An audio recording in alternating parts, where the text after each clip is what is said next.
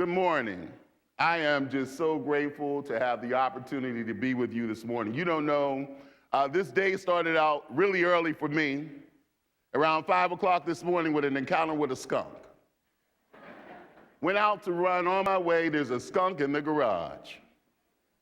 And see, I had a problem with the skunk, but then I realized that the skunk really had a problem with me. See, the skunk was there first, eating up the garbage, frolicking around, tail positioned to make your chancellor smell pretty unordinary today. So if you've noticed, I've been putting all kinds of lotion and cologne on today, just in case. But nothing was going to stop me from coming here to be with you today because your presence in my life energizes me. And it makes it such a special opportunity to have you to serve. So, thank you.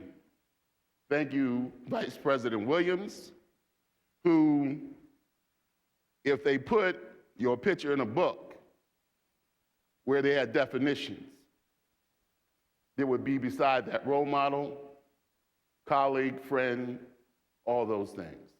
Thank you so much for being that special person that you are, scholar, leader, etc. We're so glad to have you here today. You can come anytime you want and do introductions like that. I really do appreciate it. To Trustee Matt Carlin, thank you for being here. Our distinguished guests, students, faculty, and staff for sharing this special ceremony.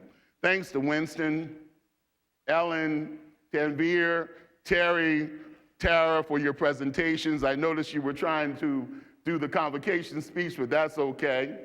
I still have some things left to say, all of you. I also want to welcome one of my dear friends, Linda Edmonds-Turner, who's the president of Urban College. Thank you for being here today. Urban College of Boston is on the map because of you and the hard work that you're doing, and we're so glad to connect with you, so thanks for being here. And even though, let's give her a round of applause and all of them a round of applause.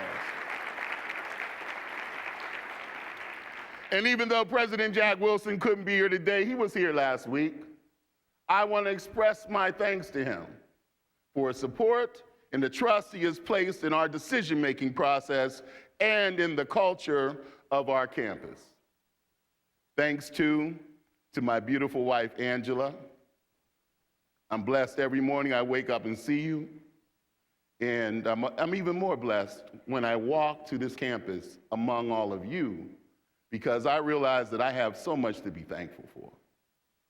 And when I think about the work that we have to do, I realize that we have so much to be thankful for. This past academic year has been a difficult time. It's been a difficult time for the University of Massachusetts, Boston, as it has for other educational institutions across this country. Confronted by unprecedented fiscal challenges, we have faced very difficult decisions. However, working collaboratively and also with transparency, having a whole lot of late nights, and I want to thank all of you for that, but also a whole lot of cold pizza. We've carved out a course that, while painful, should get us where we need to be. So, after such a short summer, here we are at Convocation. And to continue a tradition, I begin by recognizing certain individuals whose accomplishments merit special mention. First, I would like to recognize our provost, Winston Langley, officiating at his first convocation as permanent provost and vice president of academic affairs. Now, even though he doesn't look like it, for over 25 years, he's helped to define the University of Massachusetts, Boston. He is known for his gentle manner, piercing intellect, and his passion for good Chinese food. I also want to offer a welcome to Maria Deli Torres, the new director of the Mauricio Gaston Institute for Latino Public Policy and Community Development, and also Cedric Woods, director of the Native American Institute. Let's give them a round of applause.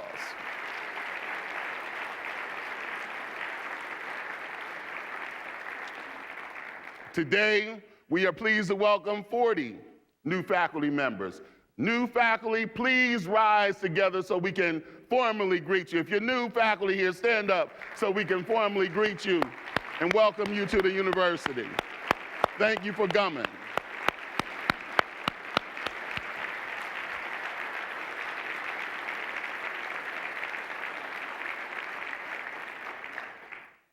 Few, if any, actions by any university are as important as the granting of tenure, and few are the professional achievements for professors that supersede the winning of tenure.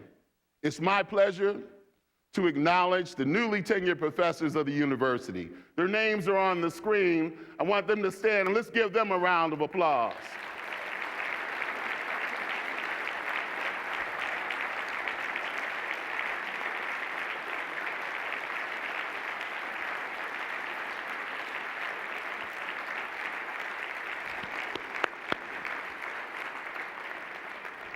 Now, Christian Wellers, please stand again. Beth, stand up. Yeah, I'm gonna embarrass you.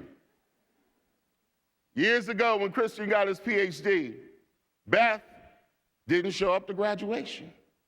Woo. Mother-in-law was on her case. But the reason she didn't show up was because they were getting married the next day. She was too busy doing that, but she said there was no way in the world she was gonna miss being here today. So welcome to you, Beth. We're so glad you're here. Let's give her a University of Massachusetts Boston welcome. See, we got love blossoming all over this place today. We're also proud to acknowledge the accomplishment and achievements of Joan Leem in psychology and Paul Benson in sociology, both of whom are promoted to full professor, the highest rank a professor can achieve here. Where are they? Stand up, let's give them a round of applause.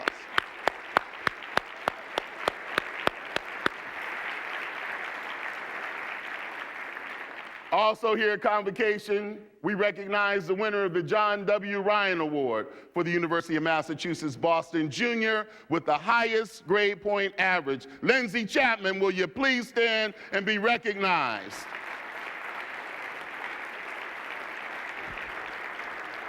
Right back there, there's Lindsey.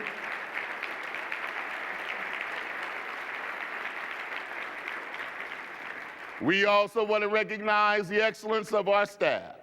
Judith Haley Walsh, Director of the Learning Resource Center in the College of Nursing and Health Sciences, and Mary St. Jean of the undergraduate program in gerontology. Would you please rise and receive recognition as the recipients of the 2009 Chancellor Achievement Award.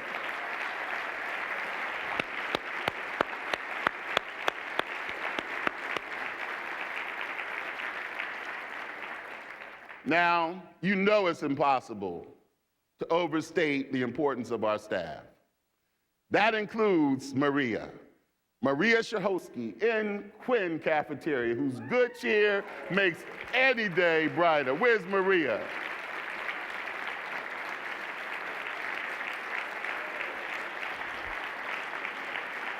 Now, you know, as chancellor, you get little privileges. I have water, at least in my office, where I can get my own tea and coffee if I'd like to.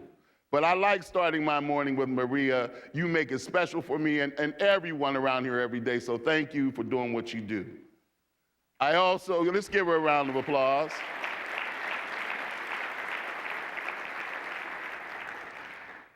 I also want to give some thanks to Tom Joyce. Tom Joyce in engineering took me on a voyage through the labyrinth under our campus. It's an astonishing world underneath here. Miles of wires and pipes, laboratories everywhere, things I didn't know about. Offices, y'all. You complain to me about space, there's offices down there.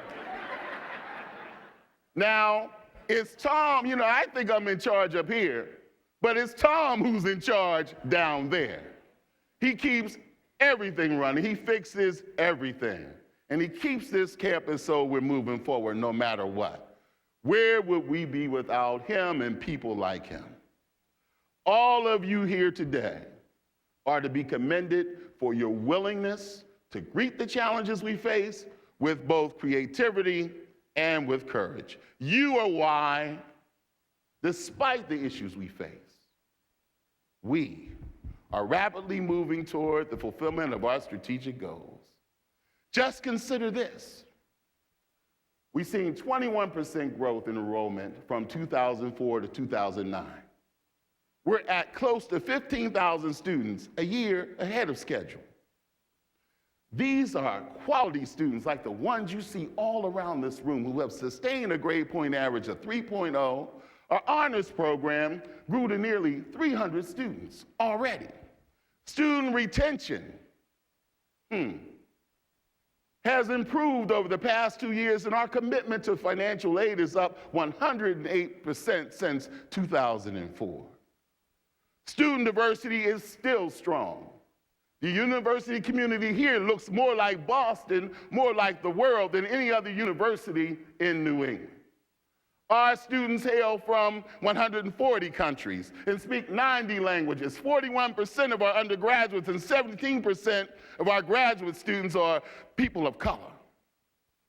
Faculty research expenditures are on the rise. They are up 19% to more than $46 million. We're moving forward, as Ellen said, on our 25-year master plan with architectural firm Goody Clancy, doing programming and preliminary planning work around the integrated science complex that will provide lab, research, and classroom space. We also plan the new General Academic Building and collaborating on the development of the Edward M. Kennedy Institute for the United States Senate. The Institute will be headed by longtime civic leader Peter Mead, a real friend of this university. We deeply mourn the loss of Senator Kennedy. We're profoundly grateful for all he did for this institution. We're highly honored to have this important institute located right here on this campus. A special thanks to our public safety officers and all of you on our campus for your collaboration with the Kennedy Library staff during the sorrowful days following the senator's death, when the world's eyes were on our campus. It was a personal honor to have represented this campus along with my wife at the observances. Our newly opened $8 million state-of-the-art venture development center is already approaching capacity.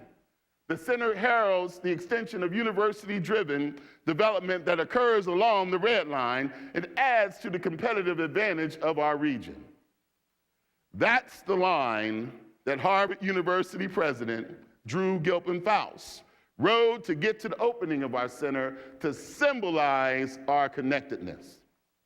Since her trip here, I've been thinking about the multicolored lines of the T and how each, in some way, speaks to an aspect of our campus.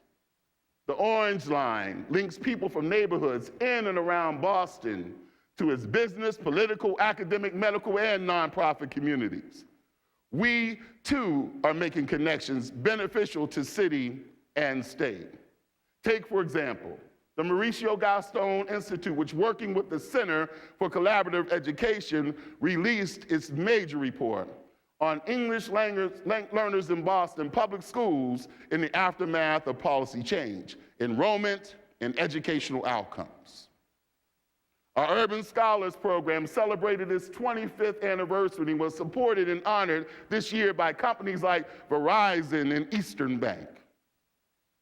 Last spring, our Center on Media and Society convened the first ever meeting of a governor of the Commonwealth with representatives of ethnic print and electronic news outlets. The venue at the State House was packed to overflowing like today. And Governor Patrick has committed to holding such meetings on a quarterly basis. Last fall, we announced the Reverend Dr. Michael E. Haynes Distinguished Professorship in Urban Studies, a new professorship to enhance urban youth programs. The Blue Line, with its link to Logan, connects us virtually any place on earth. Today, our university is on the grid of global proportions. Our urban reach is a global reach. Our Institute for Community Inclusion has won the status of University Center of Excellence under the National Development Disabilities Act and will lead nationally and internationally in helping states and countries deal with matters concerning disabilities. The College of Management, Masters in Business Administration, was recently selected for the QS Global 200 Business Schools 2009, recognizing top MBA programs in the world. And the College of Liberal Arts Symposium on Women, Security, and Human Rights will promote research on these issues that will resonate globally. When I think of silver, I think about the path-breaking work in gerontology. And when I think green, I think about how this campus is getting greener. This January, Robin Hannigan began her tenure as chair of the EOS department with a strong statement and commitment to make the University of Massachusetts Boston the environmental campus. Biology professor Michael Rex was honored by the United States Department of the Interior for his research on changes affecting the natural resources of the outer continental shelf.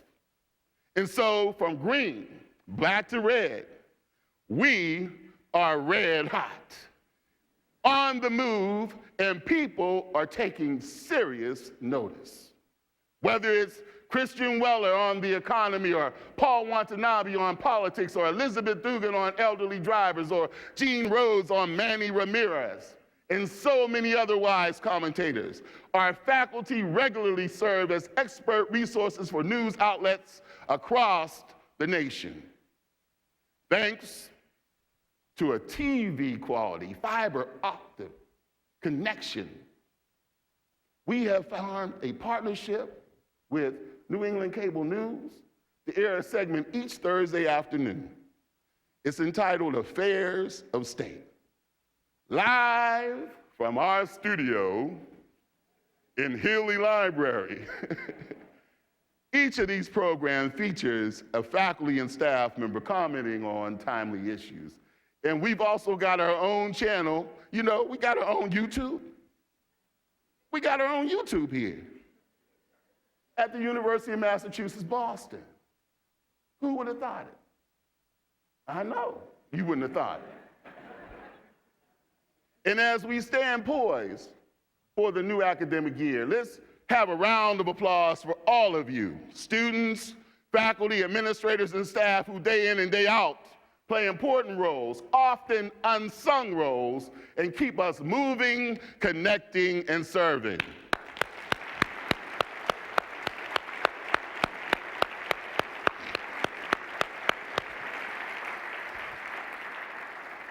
You know, it's thanks to each and every one of you that we, during this time, have such great momentum. Now, 2 years ago, I told you that I would be dedicating myself to developing the student-centered urban public research university. In my first speech to you as chancellor, I discussed what it meant to be, or what it means to be, student-centered. Last year, I reflected with you on the special importance of our role as a public university. Today, I'd like us to reflect on another word in that title. And as you may have guessed already, that word is urban. In exploring the concept of urban, I also want to invite us to ponder how the special qualities of urban can help us understand and shape our urban mission. Now, for a long time, the term urban was viewed not for what it is, but for what it was not.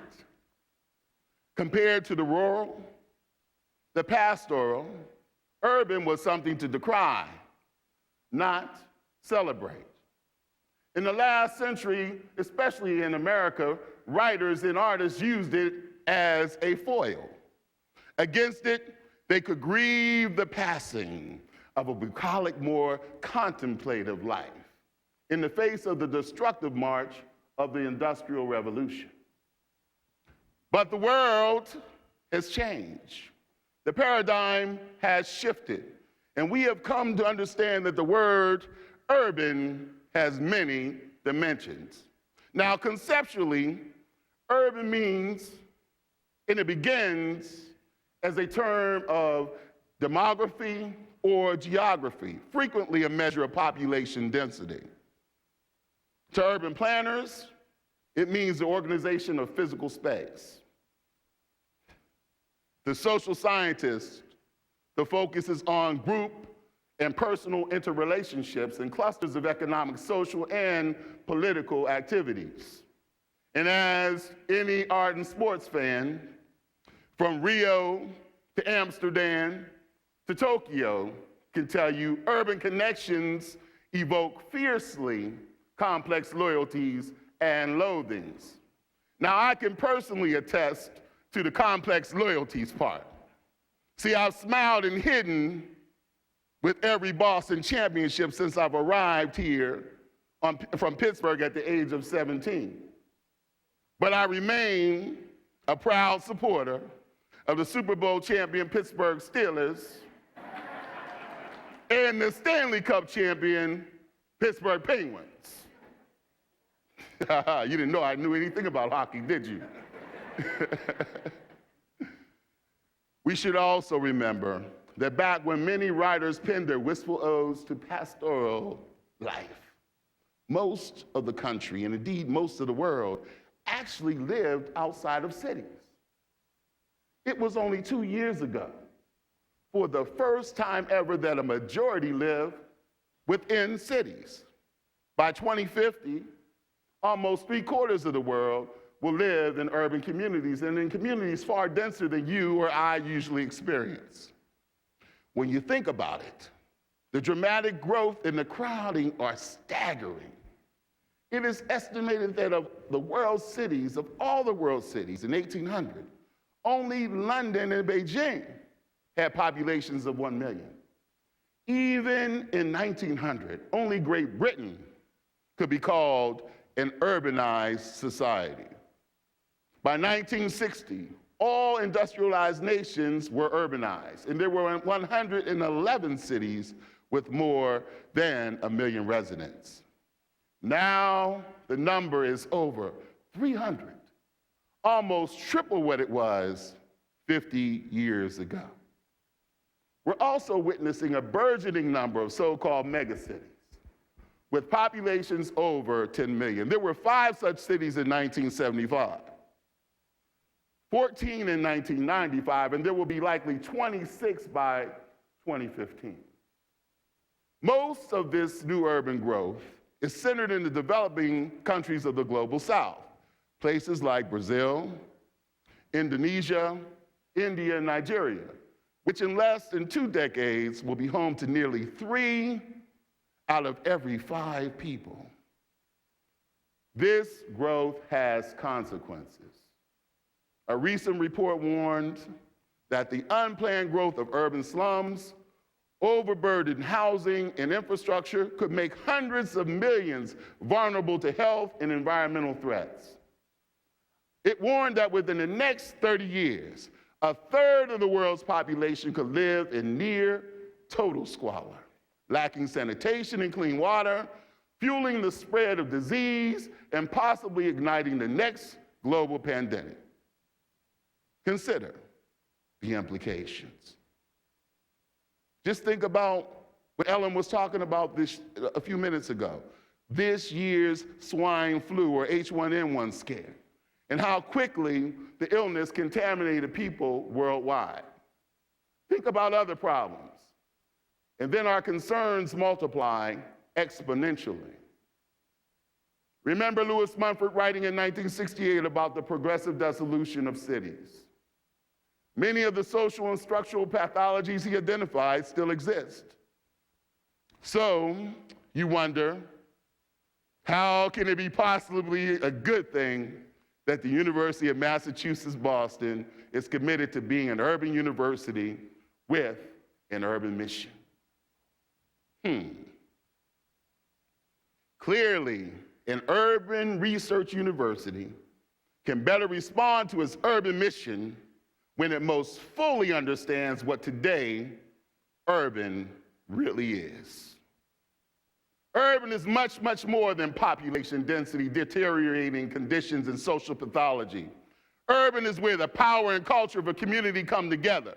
Cities are where the goods of civilization are multiplied. Urban areas are the generators of hope and dreams. They are the engines for stimulating intellectual capital, the magnets for thinkers and innovators, and the laboratories of new ideas, experimentation, products, and processes. It is on urban turf where democratic principles are often put to their toughest test. Urban areas are a haven for newcomers, large and small, weak and powerful, rich and poor. A meeting ground for multiple cultures, races, and ethnicities. Even when they fall short in meeting dreams, they remain the preferred choice for opportunities, the land of hope. Plato saw the urban as subject to the laws of nature, with engineering and architecture and economics reflecting the natural physical terrain. In contrast, the Egyptians and Babylonians largely emphasized culture, transcending nature. Modern urban thinkers understand the urban center as an organic system, combining both nature and culture. From my point of view, all the preceding are parts of the urban, but they don't fully capture it.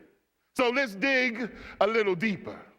Let's focus on 4 attributes of urban and see how they inform and can ultimately drive a university's sense of urban mission. Is that all right? Okay. First, let's look at the attribute of transitivity. This is about transition from one activity, outlook, place, or status to another. Joseph Grange in The City, an urban cosmology, writes, from the physical to the cultural, the city is active and alive, always in motion.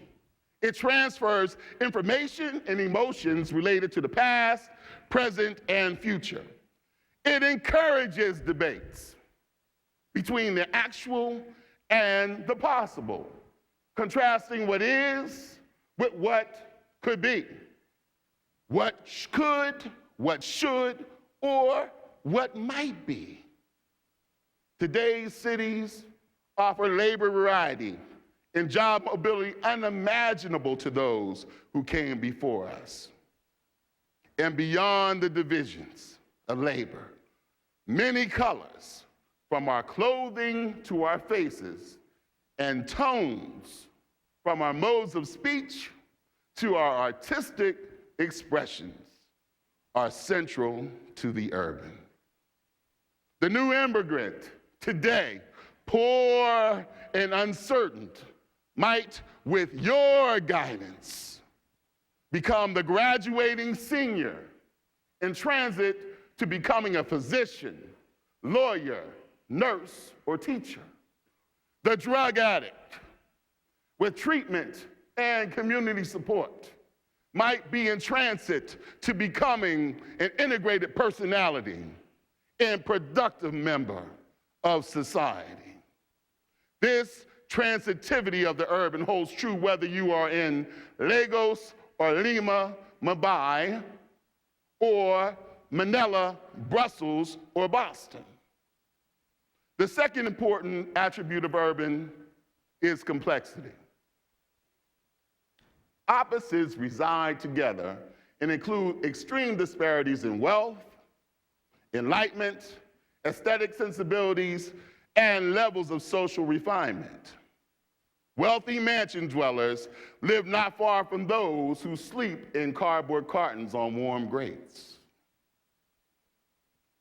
Once community decision-making relied on the collective behavior of elites, engaging face-to-face.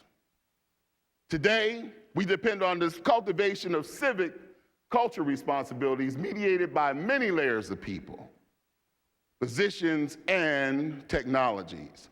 All this has profound implications. This vibrant complexity of the urban mosaic resonates with what our urban university is today. Which brings us to the third attribute of urban, falsifiability. Now, the provisional nature of things urban mirrors the nature of all knowledge. We never prove scientific theories with finality. We only confirm them provisionally or disconfirm those that are clearly false. This is fundamental to critical thinking and rational analysis. It speaks to the power of intellectual diversity, openness to inquiry, and respect for scientific methods. It suggests that it is intellectual laziness to think that there are only two sides to an issue. Indeed, the urban teaches that there are many, many, many, many sides, and each is capable of being disproven. Trial and error in the marketplace of ideas is routine in the urban, often confounding stereotypes and discouraging the false comfort of the conclusive. The hallmark of a great university is that everything is open to debate and experimentation. Nothing is ever final. Hopes may hinge on the new, which may in turn be superseded by still newer information until the next successful challenge.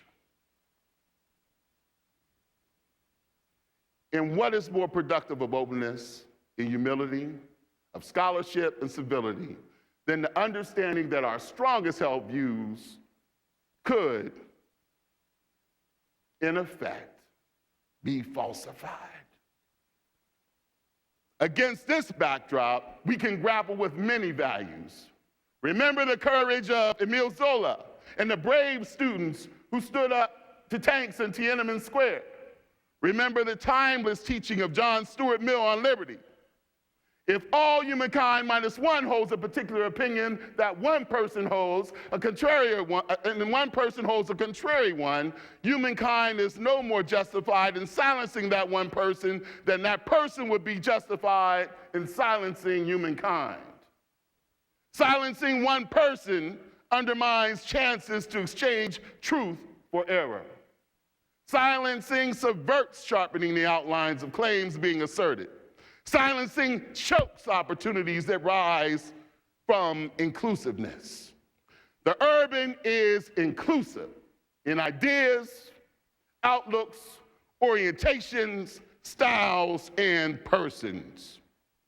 So while Stanford, Harvard, Yale, Oxford, and those two presidents who wrote that article in the New York Times seek their standing as great universities by how many students they exclude, the urban takes its measure from the many it includes.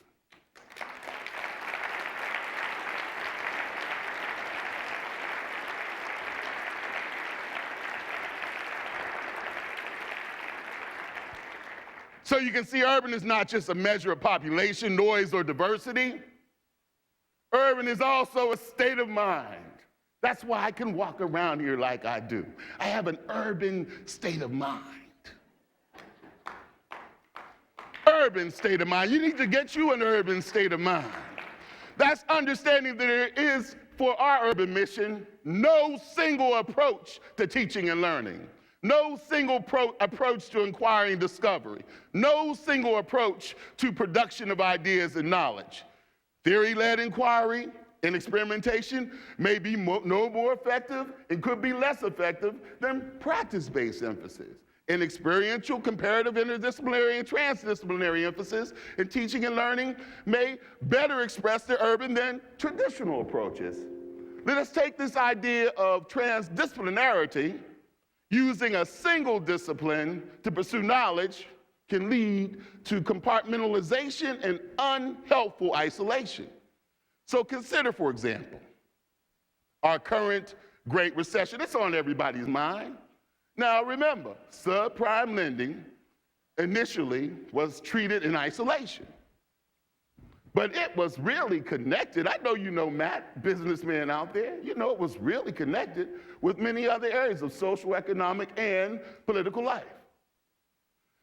Without the urban perspective, I'm talking about, people came late to understand and also respond to its role in creating economic chaos worldwide.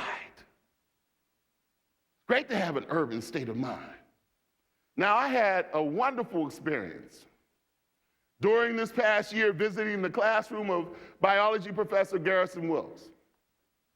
I expected to stop in, crash his class, stay for 15 minutes. But I stayed for the full class, transfixed by the power of his teaching and the complex linkages in the chain of nutrition he made compellingly clear in that class. The urban state of mind knows about the ecology of being. So when we find people claiming to have simple solutions to complex phenomena, we should be skeptical. We alone, regardless of how brilliant we are, cannot deal with issues in isolation. Banks are interlinked globally. Workers' jobs are linked globally. The carbon contents of the air we breathe is linked globally, all in complicated ways. Interdisciplinarity improves on the focus on a single discipline, but even it sometimes does not go far enough. Why? Things do not exist simply in network relationships. They engage in co-creating. Things work together to produce something else. This is embodied in the concept of transdisciplinarity, which speaks to the complexity of life and of knowledge. Just as it describes the life of our city, it also describes how we function as a university. So how does all this inform the special mission of a student-centered urban public research university? Just what is our urban mission? It is something we have grappled with from the very days of our founding. Our urban mission reflects the complexity we speak about, whether we focus on the vulnerability of new immigrants in Greater Boston, the ordeal of a mother unable to care for her child, or the state's failure to protect its marine resources and foster a sustainable food supply. I strongly believe, however, we must find in the urban mission of the University of Massachusetts Boston something more expansive than the unquestionably significant work we do on social pathologies here at home. This work has been an important part of our roots and our history. What I am proposing is an urban mission with a global perspective.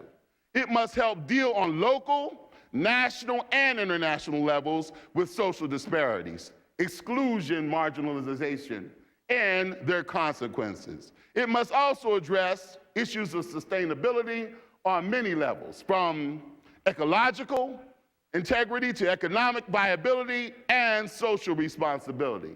Our urban mission must also be found in the transformative process that we constantly engage in as a civil society. We must prepare to transform societies by first helping to transform individuals through an education focused not only on the job skills, but on human development.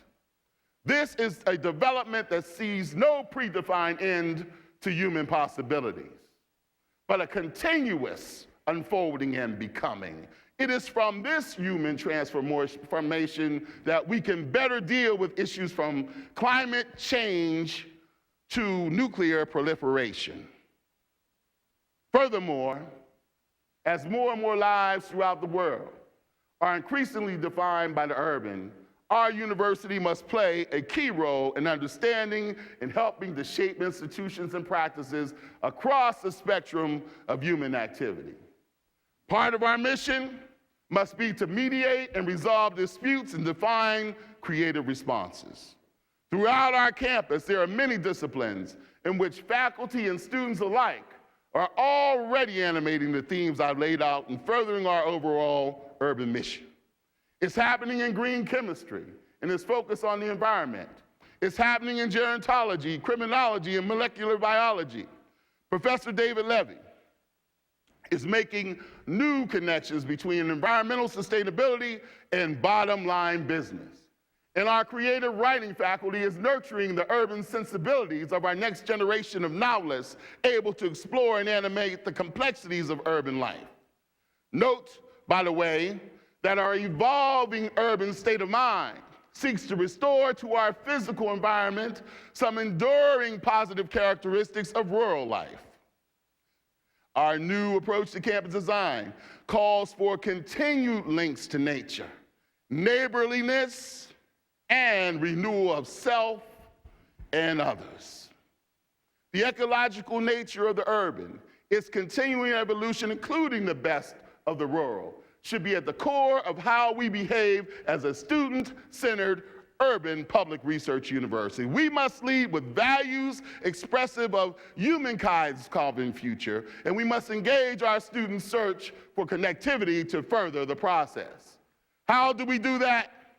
We need to move away from fixed modes of teaching and learning to a rich body of approaches to work across urban communities nationally and abroad to use the main centers of thought, cities, to broaden education and link it to human self-realization and development. I speak not of some credentialing process which leaves its students with little to help them interact with complexity they face. Our goal is to teach in ways that involve students in all things urban.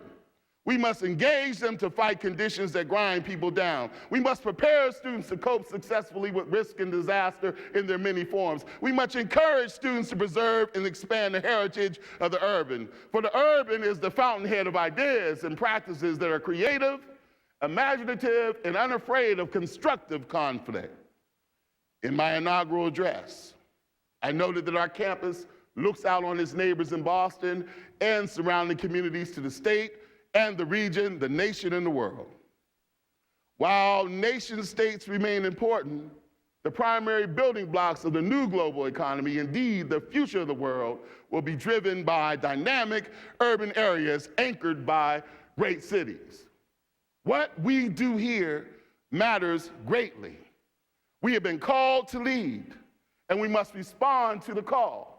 In this intensely competitive global engagement, the University of Massachusetts Boston has a vital and indispensable role to play. And I call each of you to leadership in your own way.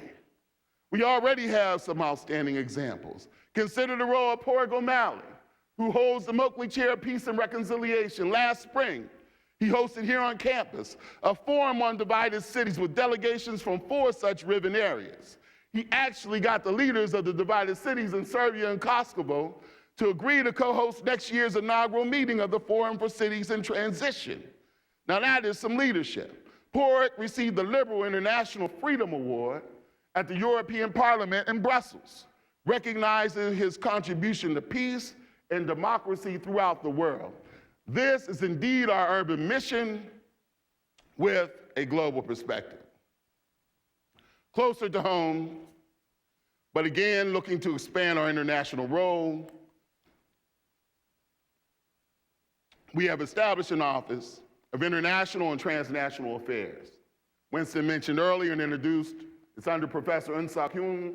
She and her staff will help enrich the international elements of our teaching, research, and service. Part of our mission must continue to be the historic outreach and indispensable connections we have made for years with our immediate neighbors in Boston communities and in surrounding cities and towns. We'll never forget that. We'll never stop doing that. Another part is helping Boston become one of the premier urban centers. In size, Boston is just 61st in the world. Did you know that? 61st in the world. But we must help it become one of the top tier of world capitals, an innovator in healthcare, life sciences, education, financial services, and green technology, all of which have leaders right here on our campus. Think about our work in the vital area of water security and our ever-widening partnership projects with universities in New Delhi, Tel Aviv, Glasgow, and beyond. Collaborations can inform and enrich us and our partners alike. We can benchmark what we're doing with best practices elsewhere and set some stretch goals to pursue, remembering always that pioneering insights, experience, and knowledge can flow in both directions. In this and other ways, we can be a driving force to help our city and its region become a preeminent laboratory for programs and projects. Faculty and students working with colleagues here and abroad on locally driven solutions to shared challenges is an essential part of our urban mission. The motto of the Atlantic Rim Network, a 1990s initiative in Boston for international collaboration, was global problems, local solutions, regional connections. This is what I mean by an urban mission with a global perspective. How large is our vision? Consider as a symbol of that vision the From Earth to the Universe exhibit that just opened here at our university. It should help us understand the breadth of experience that awaits us and the range of scientific skills that can help us tap that experience. The challenges before us at the University of Massachusetts, Boston are significant, and the needs are compelling. But the advancement of technology and knowledge now permits us to make connections and find solutions impossible to imagine just a decade ago. This is the blossoming of the urban character and the essence of the experience of the urban university. The assembled talent, energy, and focused commitment we have here today is the greatest in our history. We cannot waste this moment. I challenge each and every one of you, all of us here, to embrace this mission, transcend the day-to-day, and exceed the customary.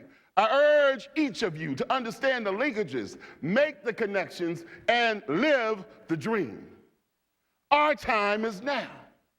We will rise to the challenges. It's an essential part of our urban mission to be a major player, to make a difference, to change outcomes for the better on fields near and far.